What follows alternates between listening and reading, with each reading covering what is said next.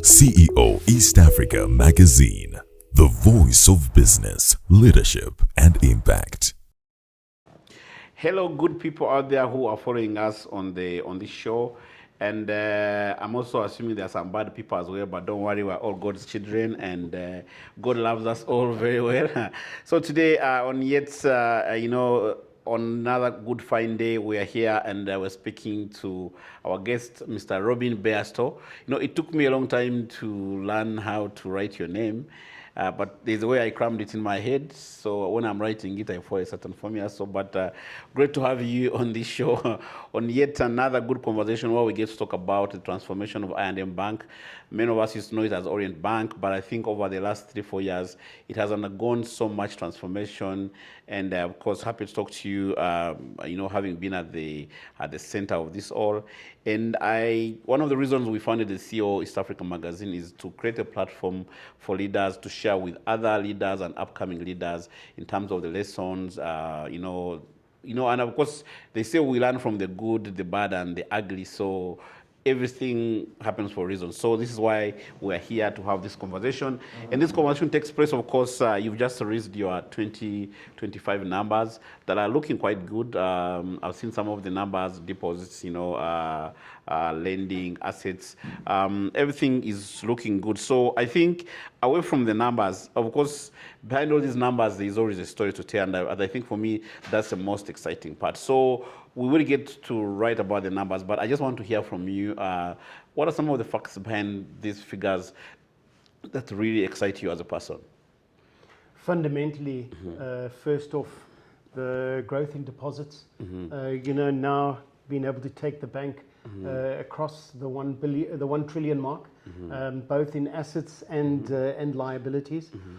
There's a fundamental way when you're a bank is that before you lend, you have to fund yourself, and the best the way we fund ourselves is through customer deposits. So it's something I learned many years ago.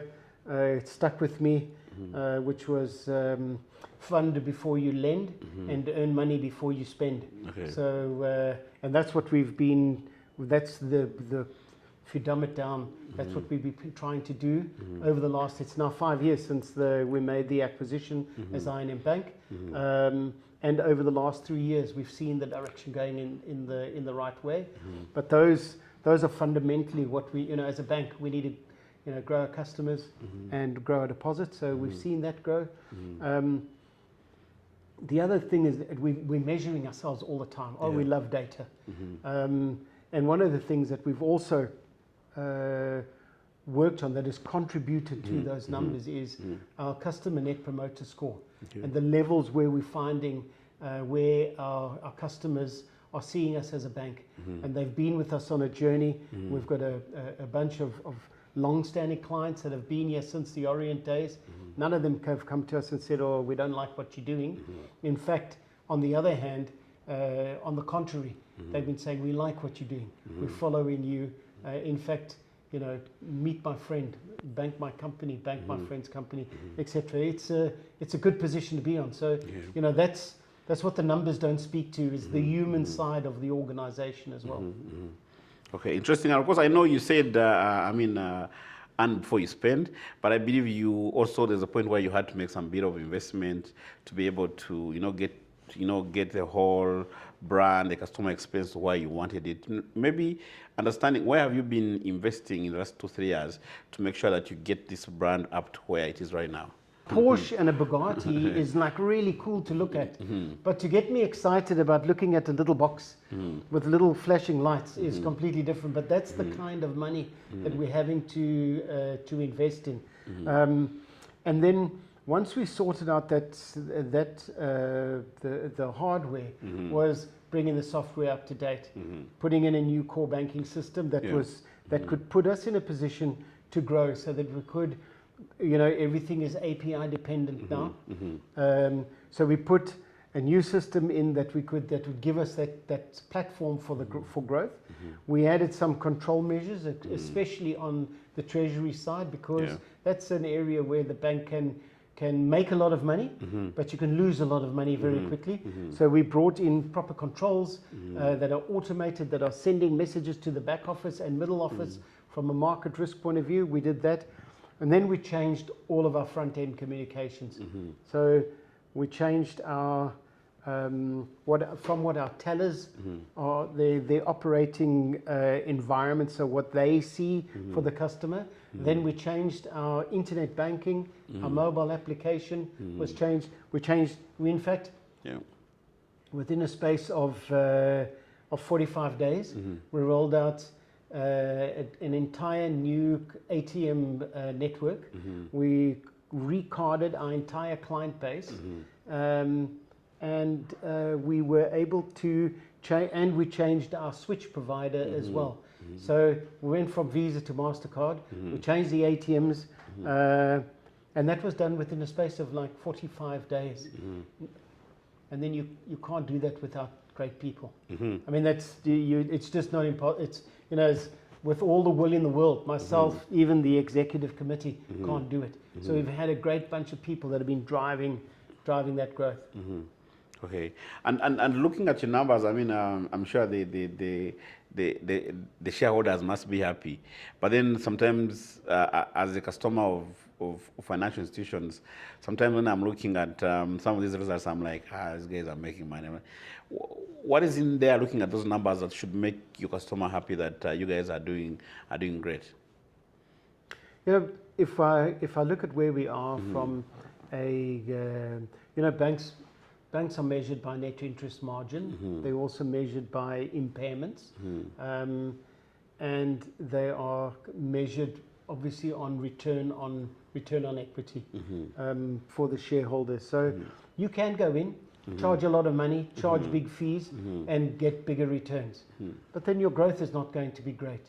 You can also go and lend to everybody. Then you can have a lot of impairments. Our job as leaders within the organization, with the support of our board, is taking that direction, and making sure that we can get the balance right, that we can make it cost effective for our clients, which keeps them attractive, keeps them engaged, and then weigh up our cost of credit, and ensure that we don't make impairments. And we've seen our impairments are now, you know, below 3% on a gross basis. On a net basis, we forecast this year that we'll be below 1, which then allows us to, when you have that under control, because the higher your impairments, the higher your costs are to your customer in terms of recovering from those impairments. So if we're in that position, it allows us to expand our risk appetite, which is what we've just done. So going into 2026 and beyond, we've been able to take more risk in more areas. But our customers have benefited beyond the numbers, have benefited from, you know, that whole investment in technology and that we've done. It's all about, have we made it easier for our customers to do business? We're forever looking at competition, both locally, we look abroad, we look in Europe, US, we look at West and East Africa, Southern Africa. The banks that get it right are the ones that have made it simpler for customers to do business. And that's what we try and do. Try and make the customer experience a better experience. And we've shown that. You've got to make it cost effective for them. We've done that. And then we've made it easier for our staff to interact with the customers as well, which means back-end systems. If we're looking for information, we want previous records, you want to make a transfer, you want to do it in time, etc. We've made all of that at the same time, and that has then translated into the additional revenue, the growth in assets, the growth in liabilities. Okay. And one thing, looking at especially the deposit growth, and knowing that you pulled this off with not as many branches, I just want to get some bit of insight. How were you able to pull this off? Because to the best of my knowledge, I don't think other than the branch that you opened here in this fine place, I don't remember seeing you opening any new branches more recently. How were you able to pull off that significant growth in deposits without as many branches? One of the areas is taking advantage of the agent of the agent network. So we've rolled out agency capabilities. We went from almost zero penetration a couple of years back, and I think we're up to about we're close on 3,000 agents. Okay. We've increased the scope of the product set that you can access at the agents. So we're having that integration has been exceptional for the bank. So it means that we are able to use the agents. Then we've also taken advantage of technology. So some of our customers have said we want to be able to make deposits 24 hours a day. So we've put cash deposit machines in place in a lot of offices, in a lot of areas. We're now looking at going to off-site areas to where putting the bank in automated or digital services away from the premises where the customers are, and that's working for us. It really has, and that's been, we had one of our branches went from 0 to 8 billion in deposit collections in 1 month. Wow. With the introduction of the new cash deposit machines. The technology has increased to such an extent that we're able to, no matter what time of day it is, the minute you put the money through the machine, it's credited to your account. And even if it's on a Saturday night at 11:55, your funds are credited to your account, even though the bank only physically takes the deposit in on a Monday morning. Okay. So you'd say in terms of now the growth phase, since acquisition, at what stage are you? Still growth phase, consolidation, or you're moving on to other greater things? No, I think we're very much in a growth phase. We set out our strategy in terms of, in fact, when I joined, we were across the group. We have the same strategy cycle. So this year is the third year of our strategy cycle, and we are looking to grow. It's slightly different from where we were previously in terms of the key drivers of that strategy, and we are certainly looking for growth. Our compounded annual growth rate at the moment is roughly across. If we look at all sectors, we're just shy of 20%. So we'll see the bank doubling within 5 years. Not that our competition are not doing the same, but that's us definitely set for growth. Yes, there was invest, consolidate, and then move to the next level. But the expectations are there from our shareholders that they would like to see return on equity numbers well up into the early 20s, and that would then reflect where a lot of the competition is. But it's nice to say that whatever constraints we've been under, we have been able to outpace the market when it comes to our growth, both in assets and liabilities, and as well as revenues. Okay. They say one of the things key to growing is knowing where your strengths are and where your weaknesses are. What would you say is one of those one or two things that even if I put your gun on your head and said, you tell me, you'd be like, this one I'll go to the grave swearing that I&M Bank, we are so good at this and you can't convince me otherwise? What would be other things you say you do so better than everybody else? We have to go to one area. We've got a great bunch of people working in this organization, and I know there's good people in the other organizations, but we have shown a level of of resilience. You just look at those things. You know, at the time when we did those changes to the core banking, to our core banking system, and that we also moved offices at exactly the same time, which had coincided. We moved our head office. I've got to go back to the people, and once again, told you we love data, we love numbers. We check the level of engagement that we have from our staff, and as difficult as the circumstances have been, as more as we are pushed to achieve more with, you know, we always limit the resources. Our staff engagement levels have year on year jumped. That, you know, we're now at levels where we are comparable to top companies globally from a staff engagement point of view. And engaged staff create engaged customers and work better and perform better, and that's what we focus on all the time. That is, I'll go to my grave. I'm sure, you know, when you're talking about like some of these things, especially before an interview, they all sound easy. They look rosy. They were nice. But I'm sure behind all that there must have been some very tough conversations, some tough decisions. So from you as the leader who's, you know, leading the rest of the leaders who are pushing this, what has been your experience? What are some of the lessons you've learned, especially about leading great teams? What would you say takes to create great teams?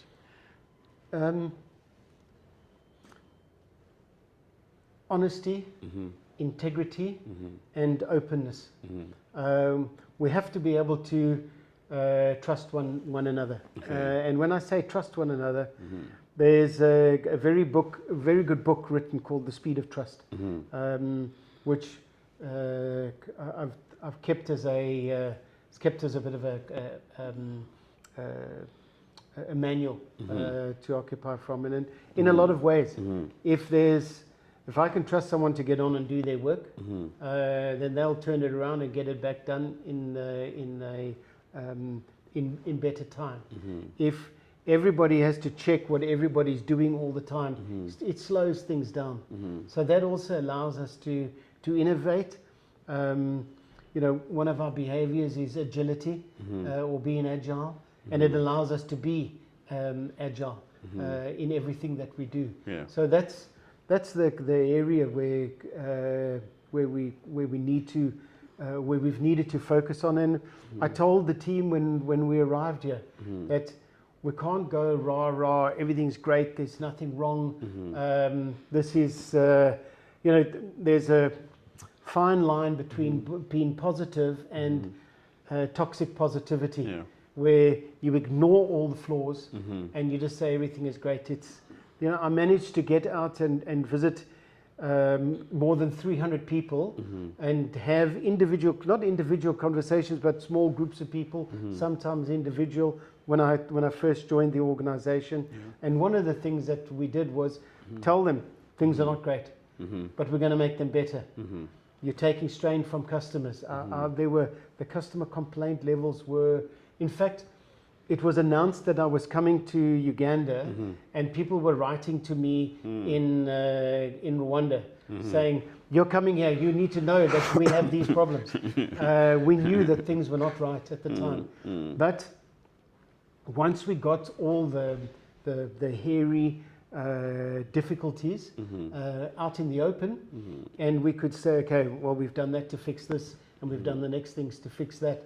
That's given us the belief and the confidence that we can actually achieve the goals that we set ourselves, and then stick to our strategy. You know, that's another really tough point is, you know, sometimes it's difficult to say, we're not going to do that business. It's not in our strategy. We don't have the risk appetite. We are going in this direction, and especially when you are under pressure, it doesn't make sense from an environmental point of view. It doesn't make sense from a safety and security. It might not make sense from a credit risk point of view. And we've always, myself and my team, live by the saying that, we would never want our competitive advantage to be our lack of compliance or taking higher risks that we shouldn't be taking. Yeah. But that lack of compliance cannot be our market differentiator. We have to be a compliant bank. We have to follow the regulations, and we have to do what is right for us within our values and our behaviors. Actually, I was going to ask, how do you balance, that drive? I mean, I'm sure you must be under pressure to grow from all ends, even from your own self. But how do you balance that between that pressure to grow as well as risk, which I think you partly talked about? And then going back to the issue I talked about, that when it was announced that you were coming, and of course people were writing to you, and I'm sure even you at a personal level, you had your own, mixed feelings in your head and whatever was going on. If the Robin of then met the Robin of today, what would the Robin of today be telling that Robin of 2024? Stay true to yourself, because at that stage, the one firm belief that I had is that we had a good group of people, because I'd been able to meet them. Number two, the plans were in place for us to do all of the things that we needed to do to close the gaps, fix the problems, automate, make things simpler, do the stuff that we needed to do, increase the sales within the organization, and so on. And really, it is possible to use the metaphor of the aeroplane to change the engine while you're flying. But we didn't just change the engine. We were able to change the engine, the landing gear, the tail, the wings, the fuselage while we were flying. And we still managed to deliver. And if you look at that from a 5-year compounded annual growth rate, if you can say we've made all of this change, including staff turnover, people identify with the direction in which you're going, and so on. So we've had a change of guard at leadership level, at our mid-management level as well. We've been able to promote from within. Some people have retired. With all that, we have been able to still achieve the objectives. So it's those shots of the First World War. We have all the sergeants and the young officers on the top of the trenches, but right behind them are all their people supporting them. It would be very difficult if myself and my executive committee were the ones standing on top of the trenches, and the machine guns are firing and there's nobody behind us. So we've been able to do that. It's a great leadership team with a lot of willing followers. So if you are to write a book like you're saying that your chairman has done, and maybe this particular part of of the turning around of I&M Bank, what has it taught you? And probably you could also borrow from, because I know that I was in Kigali about a month ago, and I was asking the CEO there how he's managed to do it, and he clearly put it that he's building on the on the foundation left by yourself. And so in this stint you've spent, especially within the I&M group, I'm sure there's some lessons that you banked literally and say, okay, 1, 2, 3, 4 is what I've learned in terms of leadership and people management, that maybe if I was to share with a group of upcoming leaders or even other CEOs around, this is what I have learned and I would like them to take away. Some lessons learned for a person that's come up, and I'm in my 11th year with I&M Bank now. Working both here and in Kigali. There's also, let's just talk about the organization for a second before we talk about my lessons. I work for an organization that has, at its roots, is a family-owned business.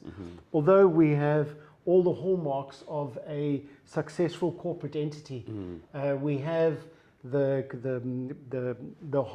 heart or the values of a family-run business. And once you've gained the trust, then you get given the latitude to make decisions that you and your leadership team can make, and you know that you're going to get the support. So that's the one basis. And then if I have to look at, myself growing up, I was given some really good advice very long ago in my career. And I know a lot of people put value on continuous education and so on, which is fantastic. Yeah. We all have to continuously increase our skills. But at 2 o'clock in the morning, when you are swatting for your upcoming exams, or you're doing that assignment, or working on your thesis on a it's an early Sunday morning, and you're working on your thesis. But I'm not driving past in my car going, oh look, there's someone, they're studying late at night. The way in which you get ahead is, first of all, work on achieving your objectives. Yeah. Number 2, get involved in your organization, whether it's from a CSR point of view, whether it's jump onto cool projects, give people great ideas. In this day and age of WhatsApp and email, I get WhatsApps from people all over the place. They know my telephone number. It's out there. I get unsolicited requests for jobs and so on. Obviously, I hand them on to, I'm not the hirer. I hand them on to the HR team, and I just say, hey, this person had the guts to get in touch with me directly. Just have a look at their CV, see what you think. But that getting involved so that people see you outside of your work environment, that then they start noticing, oh, that's the person that was involved. That's the person that that worked on this project. She made a really good contribution. That gets you the recognition. That helps you in your career. That helps you go forward. It's not.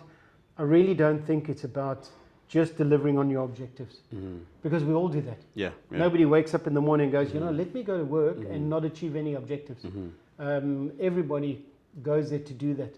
Yeah. But it's doing that little bit extra. And I don't mean ingratiate yourself. I do mean get involved. I know within my staff, and I'm not going to embarrass them now and read off their names, but I know within my staff who are those that are involved. How do I get to know them? How come they're the first people whose names you learn and recognize? And that's, I think that's my biggest lesson learned in terms of career development is that get involved with your organization, and then it becomes more than just a job. Yeah. Okay. Interesting. Let's talk about. The group position itself as the best partner to do business with in Eastern Africa, and in there comes the I&M Brisk, and of course, I've had my own fair share of experience with the product. I was in Nairobi. I went to Kigali. I should be in Dar es Salaam hopefully next week. I've had a good experience, but maybe for those who do not know about it, first tell us about I&M Brisk. What is it, and then when you are cooking in the kitchen and working around it, what did you have in mind to solve? Let me give you an example. Now, I have an account in Rwanda, and I have a credit card that I needed to pay. I was visiting there recently, and my bill was due. Now, the last thing I want to be as the former CEO is on their non-performing loan list. So I need to make the payments for my credit card. Now, previously, I would have had to do a SWIFT transfer from here, fill out on the Go online, go to my on the Go app, sell dollars, buy Rwandan francs, or transfer Rwandan francs and convert it there. Now I just went downstairs to the banking hall, wrote down the number, the bank account number for my account in Rwanda, and I paid in a check and transferred. Now I could have done a transfer using a transfer form, but so the counters in Uganda are now the counters for Rwanda, Tanzania, and Kenya. The counters in Kenya are the counters for Uganda, Tanzania, Rwanda. And that's, I think that's the brilliance of it is we have some people who will not, some customers are supplying. You've got somebody whose truck is waiting here for delivery, but you've now transferring via SWIFT. Maybe the communication's not right. Cover funds are not with the, you're having to send US dollars via New York. And they can't trace it on the system. The truck is waiting, you're loading cement or whatever product it is. You can just walk into the I&M Bank in Kenya, deposit the money. It's instantly credited to your account. It's there, same day. I think it just means that, instead of my branches that I have in Uganda, I now have branches across the region. So I'm not sure the total amount, but we must have close on 300 branches across East Africa. I've gone from 12 to 300 branches. And it means that if payments are seamless and we have the single customs entity, it makes it easier. So we can move people.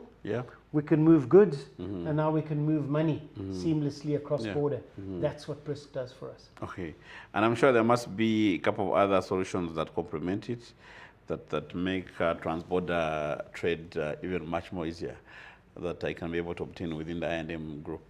Absolutely. So I mean, all of the trade products, but the other one is, been having to access information. Online banking is not. It's not a new concept. I was selling that at Citibank when some of my staff members weren't even in junior school already. But it's gotten that good that you can get access, you can see. So the fact that it complements our internet. Internet banking, our on-the-go application, both for individual clients and for corporates. That combined with guarantees, which we can use cross-border standby guarantees. The standard banking products that assist with that movement of money, paying for trade, paying for movement of funds, etc. Those all complement the Brisk product. Okay, and what is the market response so far to Brisk especially? It has been phenomenal. We've had a lot of our clients that have banking business that bank with us across the region have been able to take up the offer, and then remember it's Tanzanian shillings, Ugandan shillings, Rwandan francs, US dollars. We accept all the currencies. So it doesn't mean that you have to, you can deposit Kenya shillings here into your Kenya shilling account in Nairobi or anywhere in Kenya. But we have a number of customers that we support on each side of the border. Or we have them doing business with one another, associates, partners, etc. Okay. And in terms of cross-border, because I mean, there's the individual part, there's the SMEs, and then there's the large corporates, and it can work for all the other entities regardless of the level of... Doesn't matter who you are. If you have an account with the organization, you can deposit and you can credit your account from any one of those areas, or third parties can make deposits at any one of our branches across the network. Okay, and I remember when I was having an interview with Zahid in Dar es Salaam, he did talk about also the fact that what I&M does very special for those businesses that have presence in the region is that you can be able to arrange facilities that can support you across border. How does, being present in all these African countries, if I'm a corporate that has presence in all these, how easy does it get for me? It really is. It is a unique selling point that we have. Because you might not know the entity, say in Uganda, but they're known in Tanzania, Rwanda, or Kenya. We can leverage off what we know from them from a credit perspective, from a history with the organization, and we can support them. We can ask also, and we have had instances where, you know, in the one country you're really strong and well established, and in the other country you only have a small business, being able to even leverage on security that you have in the other country. So not only have you got, you know, background, history, credit performance, but you can also leverage on the securities that are held there, and we are able to talk to one another. So that makes it a lot easier for customers crossing the border. And it's managed, it's really managed well.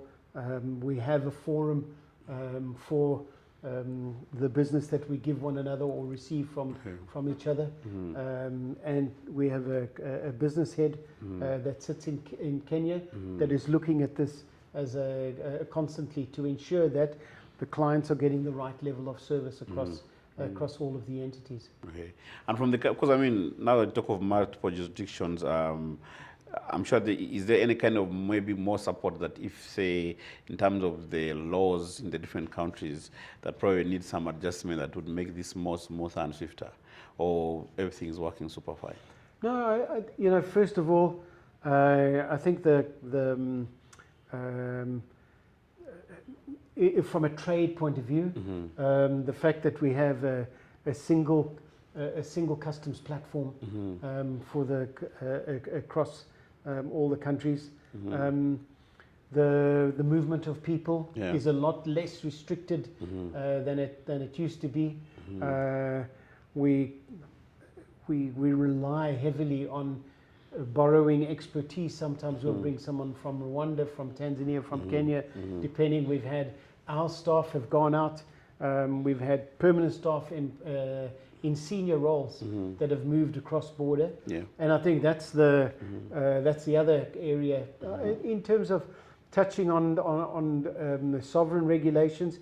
Each of the central banks operate independently. However, they all talk to one another. So we have, even as an organization, we've had them in the past where we have the regulators college, where the regulator from Kenya, Rwanda, Mauritius, Tanzania all get together. They look at the entity, they look at all they look across all of the countries that are, or all the businesses that are operate across the countries, and then they discuss regulations and so on, where there are stability, whether it's a systemically important bank in certain countries and maybe not in others, where they are with regards to capital adequacy and so on. So they're talking to one another. So no, I don't think there's anything that defines the differences.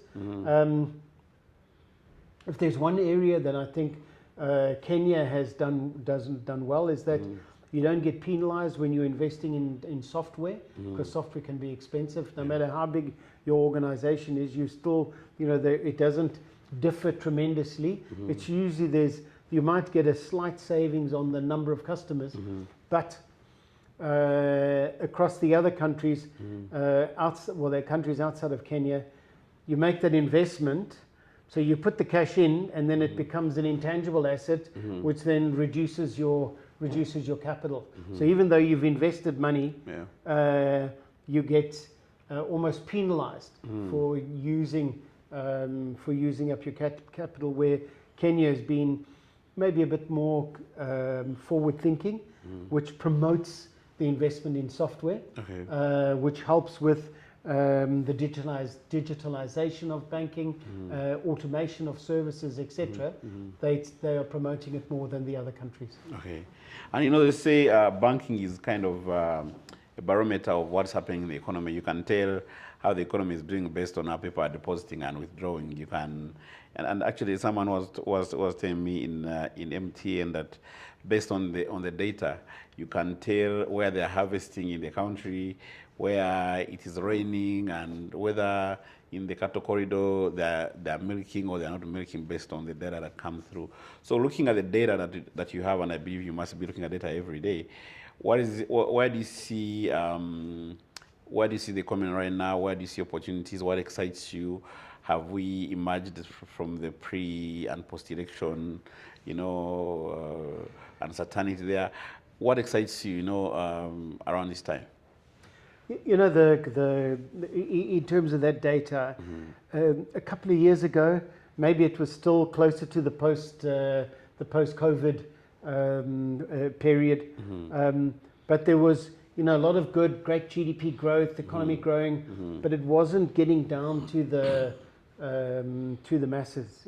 It's almost like saying we had GDP growth because GDP growth from the hospitals, but then when you look at hospitals, you go, oh, people are dying with cancer.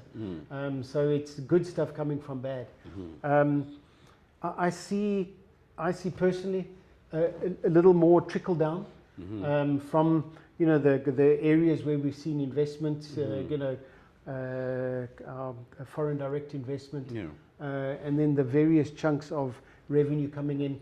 Coffee has done exceptionally well over the last couple of years. Yes, we have oil and gas, that sector, we're moving. I love the way the minister put it this way. They always talk about when will we start pumping oil. She says it's like having a baby.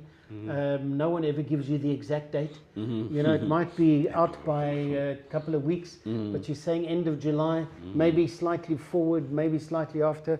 I think that's where we're going to see a lot of trickle down. The government is, and the finance ministry, and I believe across the various ministries, there's the tenfold growth plan that's in place, the ATMs, the plan to push for growth across a number of areas, from science and technologies, technology, mining, and the oil and gas sector, agriculture. Some of them have been there, and some of them we need to develop more. So tourism sector has great potential, and that goes hand in glove with work being done in expanding the airport. What are we doing for tourists coming into the country? I arrived here, and I remember the first tourism thing I saw was someone, people being attacked by rebels in one of the parks, and it was a really a sad time. And I think we've been able to eradicate that with the let's say law enforcement have been able to show their presence, and so on, and we've been able to stabilize over the last couple of years. So those are the areas that are growing. Yes, there's a trickle down. Let's hope. We depend on agriculture still as a large portion of our GDP. That's the one area where we can hope for good rains. But instead of worrying about what's in God's hands, I think the work that has been done on the ATM strategy is taking a lot of reliance on unreliable rainfall to say, okay, well, instead of rain-fed, shouldn't we be irrigating? What about storage facilities from the oil and gas sector? Those people that have been, once we start pumping, we're moving from the construction phase to the extraction phase, and then what do we do? Maintenance, etc. There are so many opportunities that we're going, and we see it because we bank a lot of the oil field services customers. We bank a lot of the coffee producing companies. We bank a number of hotels and areas within tourism. So we have a good feel of how those areas are developing within the market. Okay, and maybe lastly from me is you've been banking for quite some time. You did mention that you used to sell online banking at Citi. when some of the guys were in junior school. Some of their parents hadn't met yet. So that gives me an idea that you've really seen the bank industry move through the different phases. But I think right now where we're at, especially with digitization and putting much of this banking, in the mobile phone, the bank is running super fast. And I remember about three years ago when the former MTN CEO was leaving, I asked him, would you be surprised if a couple of years down the road you had maybe, and just to give an example, that the Stanbic, the Standard Bank Group and MTN Group are merging, or maybe merging certain units of their businesses. In your own estimates, and when you're speaking to fellow leaders, 5 to 10 years from now, where do you see this banking going to be? There's a couple of things. So first of all, you're speaking now about the mobile phone companies and banks. When the mobile phone companies started encroaching on the banking sector, the banks ran to the regulator and said, please stop this. And look what it's done for financial inclusion. I think the bankers, unfortunately, and I have to count myself amongst them, as were very short-sighted at that time. Unfortunately, it was another what do you call it?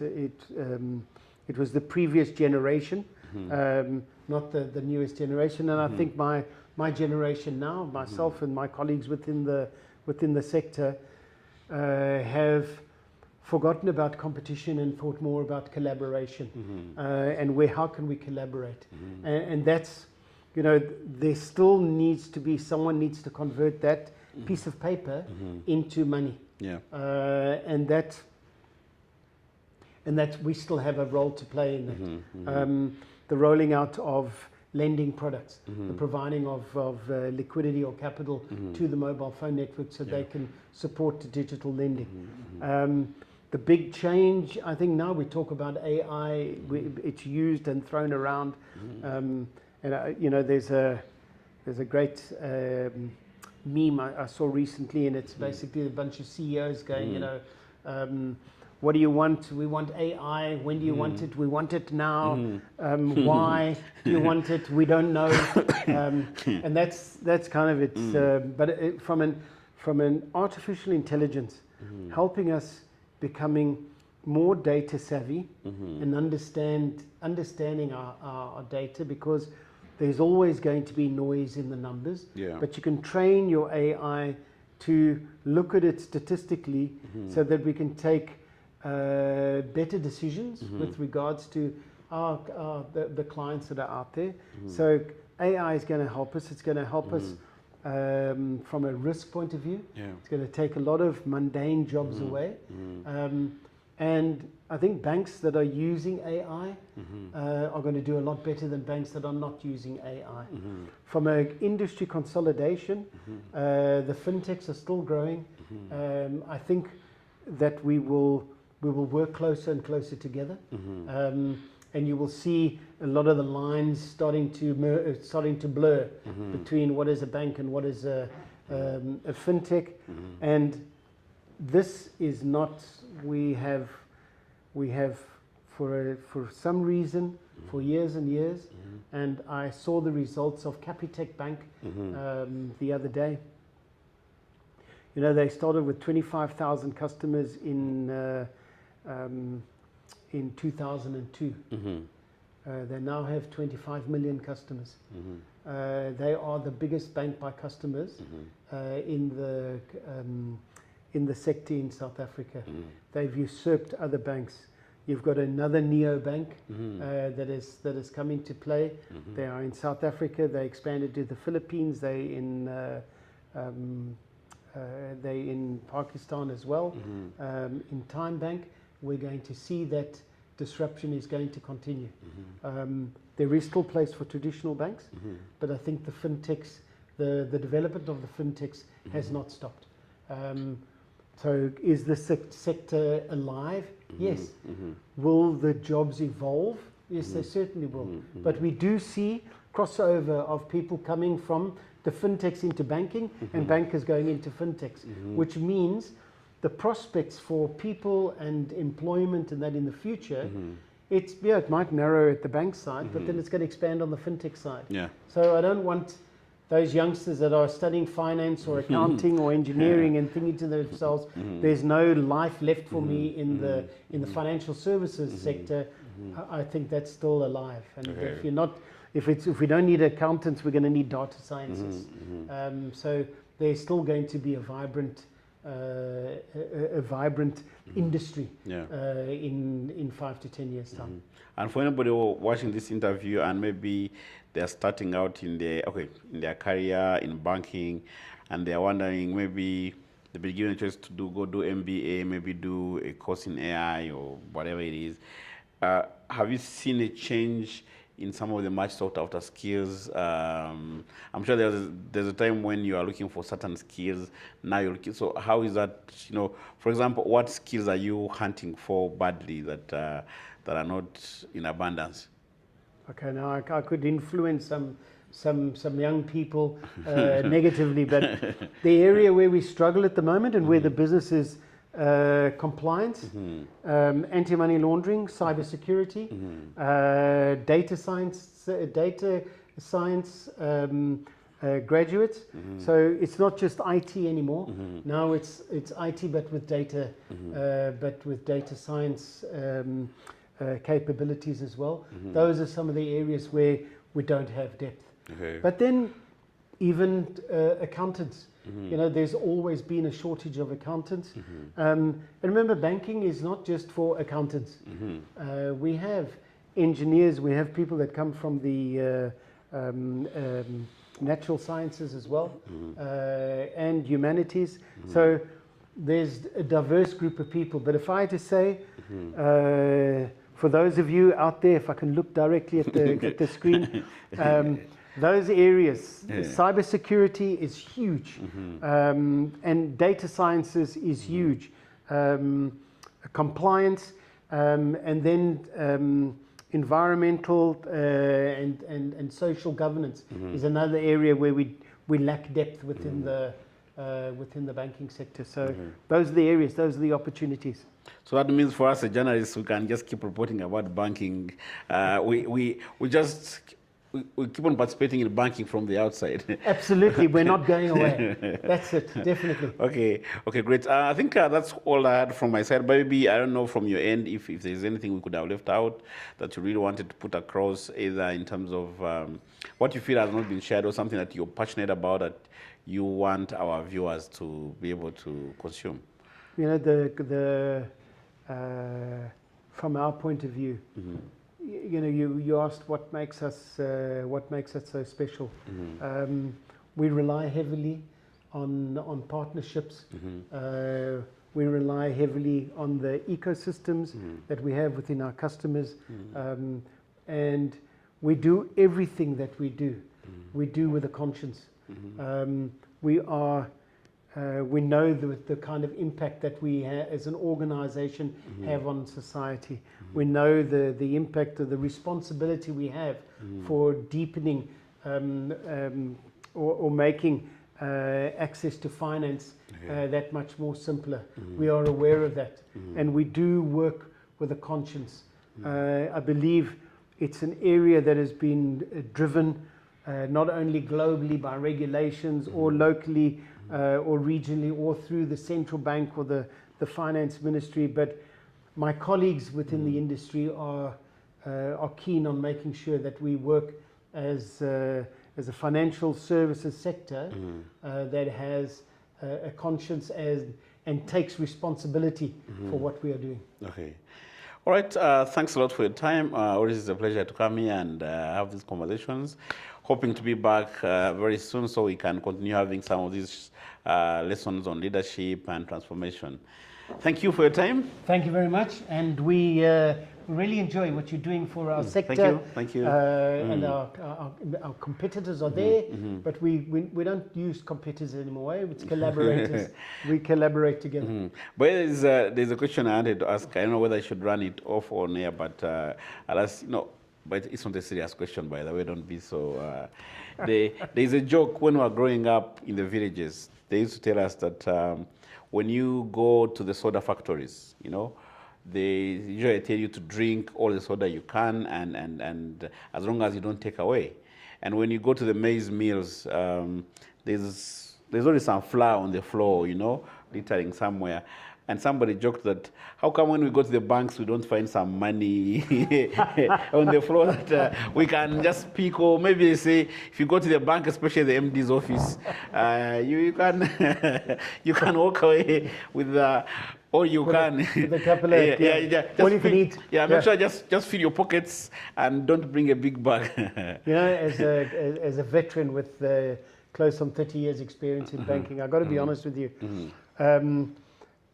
The money that I deal with here is not real to me. It's other people's money. I can't measure it, because I just remember being a youngster, and then someone comes and makes a withdrawal, and they've just withdrawn like 6 months of your salary. So you can't think of it as money. So we don't really see that as money. So you can go downstairs, we'll open up the vault for you, just like, you know, in Scrooge McDuck, who has the vault and he dives into the money. We can let you throw the money up, and then after walk away. You can't walk away with any of it, unfortunately. Okay, great talking to you. Have a great day. Thank you very much. Thank you too. It's been a pleasure.